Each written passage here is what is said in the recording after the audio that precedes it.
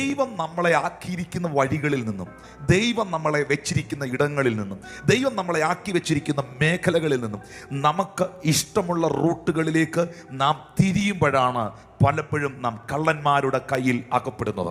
ഇസഹാക്ക് എന്ന് പറയുന്ന മനുഷ്യൻ ക്ഷാമം കണ്ടുകൊണ്ട്, പ്രതിസന്ധികൾ കണ്ടുകൊണ്ട്, ജീവിതത്തിലെ വെല്ലുവിളികൾ കണ്ടുകൊണ്ട് ഇസഹാക്ക് ഒരു തെറ്റായ തീരുമാനമെടുക്കുന്നു. ഈജിപ്തിലേക്ക് പോകാൻ, മിസ്രൈമിലേക്ക് പോകാൻ. സ്വന്തം ബുദ്ധിയിൽ ആശ്രയിച്ച്, സ്വന്തം കഴിവിൽ ആശ്രയിച്ച്, സ്വന്തം ചിന്തകളിൽ ആശ്രയിച്ച്, വ്യക്തികളുടെ പരപ്രേരണകളാൽ തെറ്റായ തീരുമാനങ്ങളിലേക്ക് കാൽച്ചുവടുകൾ വയ്ക്കുമ്പോൾ ഒരു സത്യം മനസ്സിലാക്കണം. നിന്റെ വഴിയാത്രകളിൽ പതിയിരിക്കുന്ന കള്ളന്മാരുണ്ട്, നിന്നെ ആക്രമിക്കുവാൻ പതിയിരിക്കുന്ന പൈശാചിക ശക്തികളുണ്ട്.